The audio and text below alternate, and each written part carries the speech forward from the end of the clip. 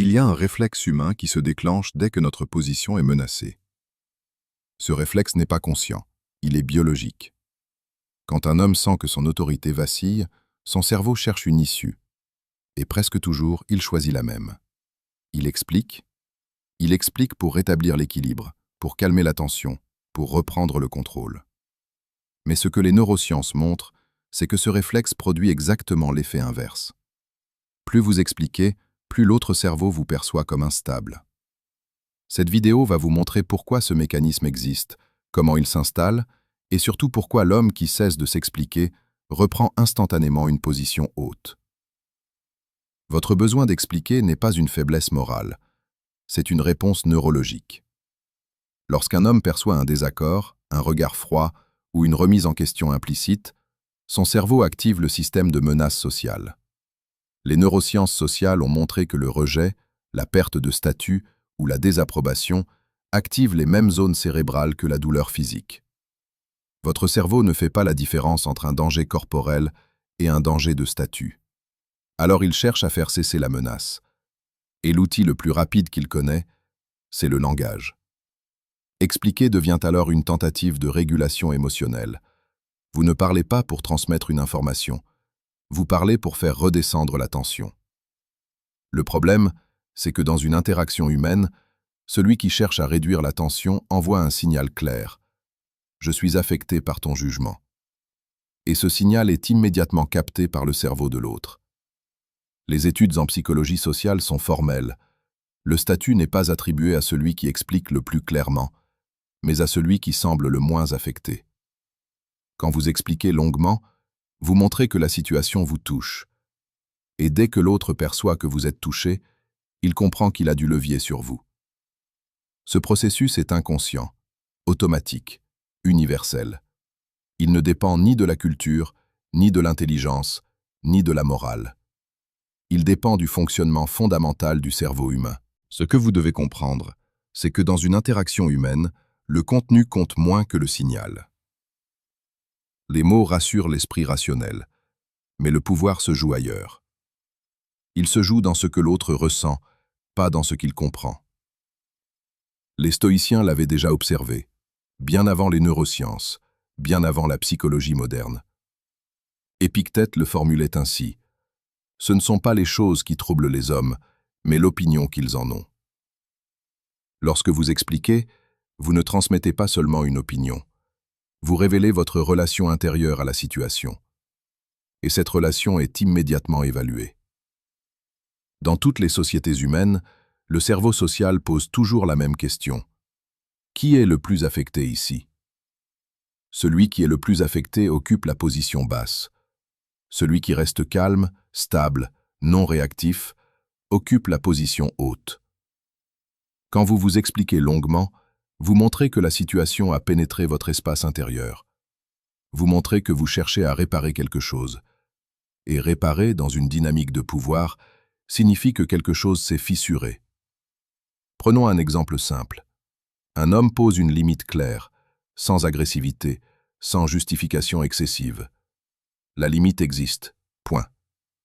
Puis, face à une résistance, il commence à expliquer pourquoi cette limite est légitime.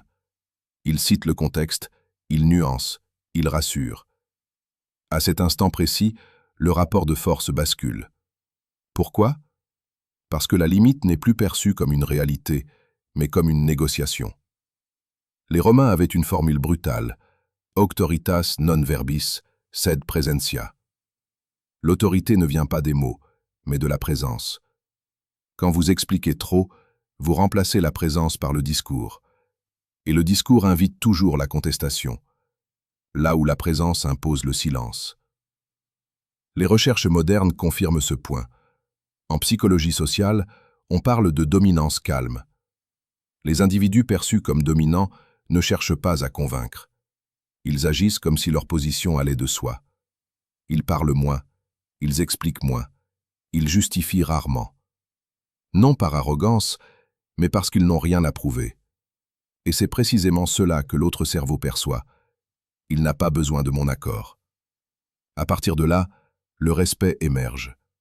Pas parce que vous êtes sympathique, mais parce que vous êtes stable. Il y a une loi non écrite qui régit toutes les relations humaines. Plus une position est floue, plus elle est testée. Les tests ne sont pas une attaque. Ils ne sont pas une provocation consciente. Ils sont une fonction biologique. Dans les groupes humains, le cerveau cherche en permanence à cartographier la hiérarchie. Qui décide? Qui cède?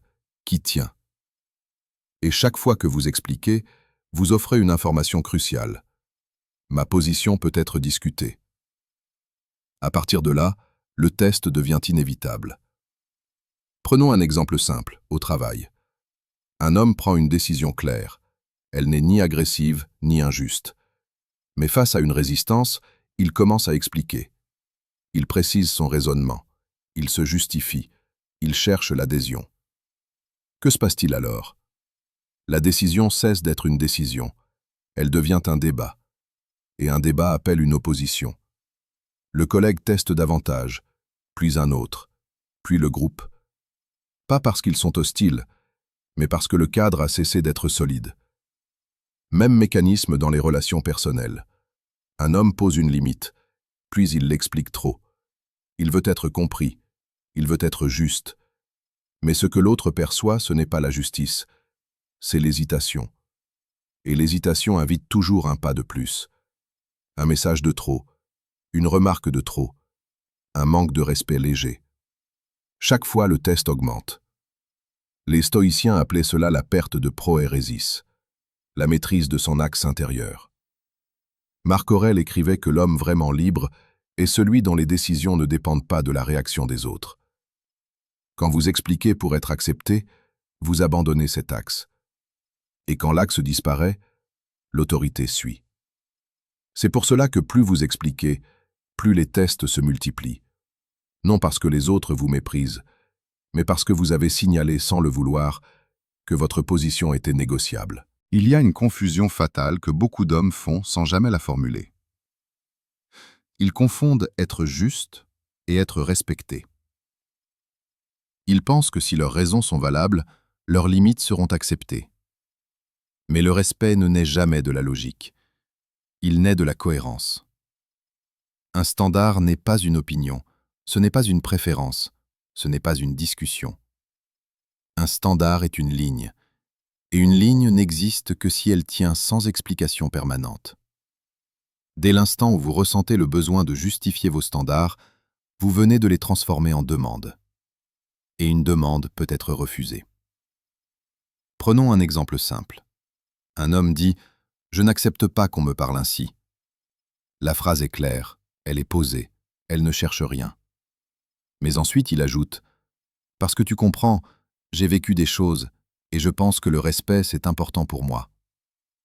À cet instant précis, le standard s'effondre. Non pas parce qu'il est injuste, mais parce qu'il est négociable. Les Romains le savaient, les Grecs le savaient, les Stoïciens le savaient. Un homme n'est jugé ni sur ce qu'il tolère en parole, mais sur ce qu'il tolère en silence. Marc Aurèle écrivait qu'un homme se déshonore chaque fois qu'il agit contre ce qu'il sait être juste. Mais il ajoutait quelque chose de plus dur encore. L'homme qui explique sans agir apprend aux autres qu'ils peuvent l'ignorer. Plus vous expliquez vos standards, plus vous enseignez aux autres comment les contourner. Ils apprennent où appuyer, quand insister, quand attendre. Ils comprennent que vos limites reposent sur votre endurance, pas sur votre décision. Et à partir de là, l'autorité disparaît lentement, sans cri, sans rupture, juste par érosion. La majorité des hommes ne perdent pas leur autorité par faiblesse. Ils la perdent par peur du conflit. Cette peur est rarement consciente. Elle se cache derrière des mots nobles. Je veux rester calme. Je ne veux pas envenimer les choses. Ce n'est pas si important. Mais en réalité, ce n'est pas de la sagesse. C'est de l'évitement. Le cerveau humain est câblé pour éviter la friction sociale. Les neurosciences sociales le montrent.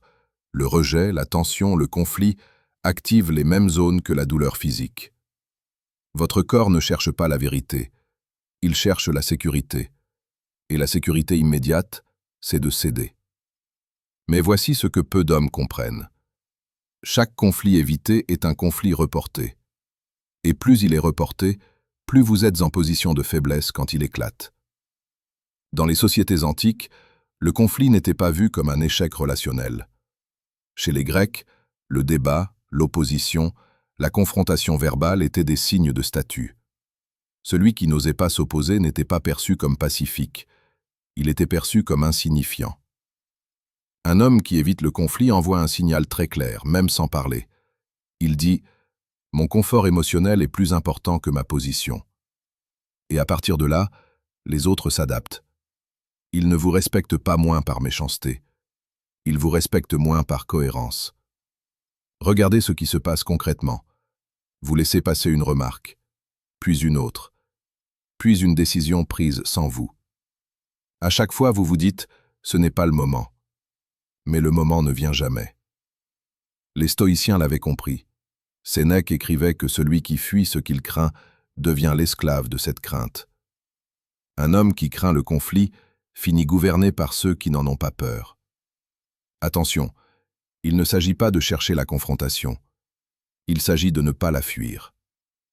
Un homme d'autorité n'est pas agressif. Il est disponible au désaccord. Et cette disponibilité change tout. Parce qu'à partir du moment où les autres sentent que vous êtes prêt à perdre une interaction plutôt que vous perdre vous-même, le rapport de force se rééquilibre. Il y a une illusion dangereuse que beaucoup d'hommes entretiennent. Ils pensent que s'ils ne prennent pas leur place, personne ne la prendra. C'est faux. Dans tout groupe humain, professionnel, social ou intime, l'autorité ne disparaît jamais. Elle se déplace. Quand vous cessez d'incarner une position claire, quelqu'un d'autre, souvent moins compétent, souvent plus bruyant, prend l'espace. Pas parce qu'il est meilleur, mais parce que le vide appelle toujours une présence. Les sociologues parlent de hiérarchie implicite. Même quand personne ne l'annonce, même quand tout le monde prétend être égal, les groupes s'organisent toujours autour de figures dominantes. Et voici le point crucial. Si vous refusez ce rôle, vous acceptez celui d'en bas. Il n'y a pas d'espace neutre. Dans la Grèce antique, un citoyen qui refusait de prendre la parole lors des assemblées était considéré comme dangereux. Non pas parce qu'il était silencieux, mais parce qu'il laissait les autres décider pour lui. Aujourd'hui, le mécanisme est identique, mais plus discret. Quand vous ne tranchez pas, quand vous n'exprimez pas de position claire, les décisions se prennent sans vous, puis contre vous. Regardez ce qui change. On ne vous consulte plus vraiment, on vous informe après coup. Votre avis devient optionnel. Pas par hostilité, par adaptation.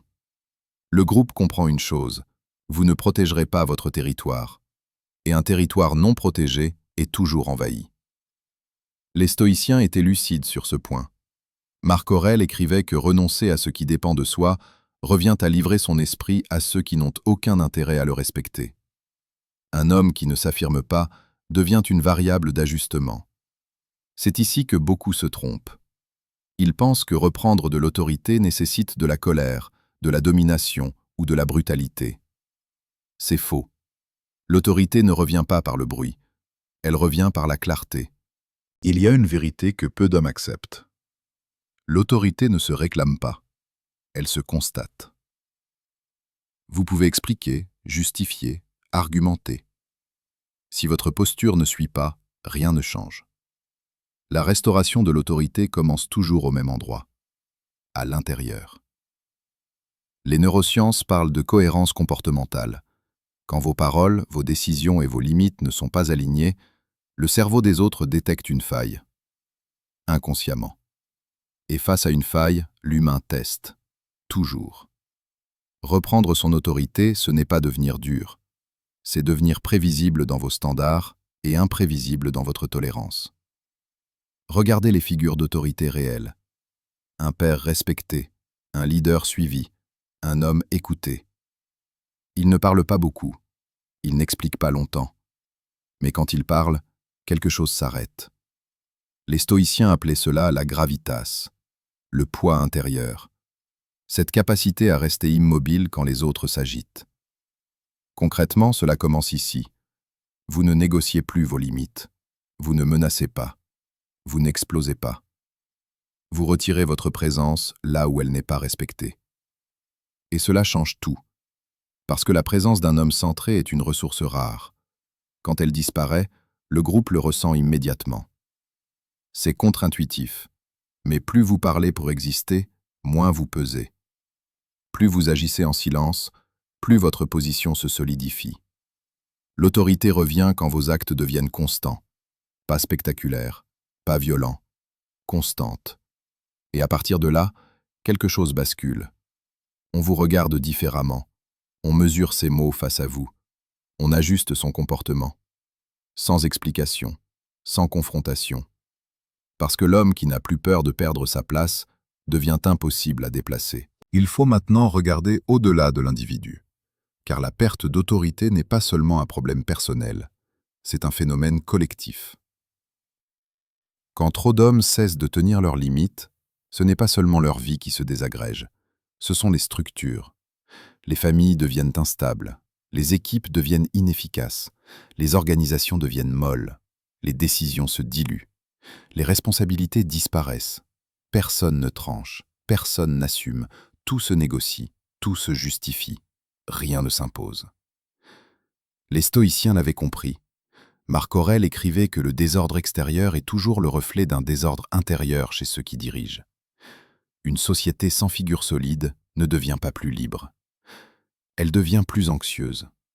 Et dans cette anxiété, un phénomène apparaît toujours. Les hommes faibles laissent la place à des hommes violents.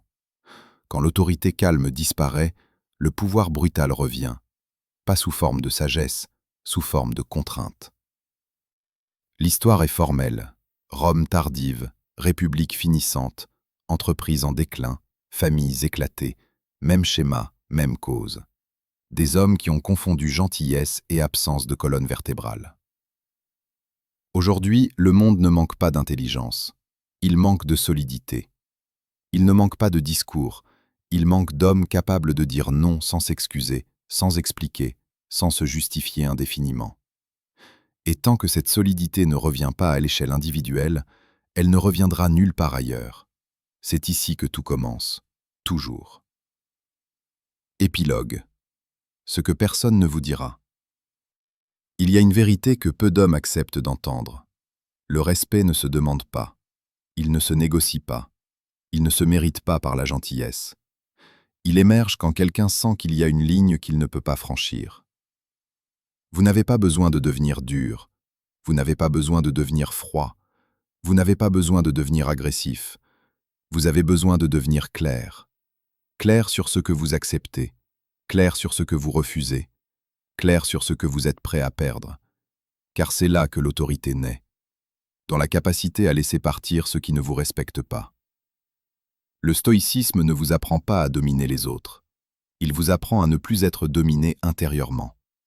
Et à partir de ce moment-là, quelque chose change. Votre voix ralentit, votre regard se pose, vos décisions deviennent rares, mais définitives. Et sans que vous n'ayez rien à expliquer, les autres s'ajustent, toujours. Conclusion finale ultra courte. Le respect ne disparaît jamais d'un coup. Il s'effrite chaque fois que vous trahissez ce que vous savez juste. À vous de décider si cette vidéo sera un simple constat ou le dernier avertissement avant le silence.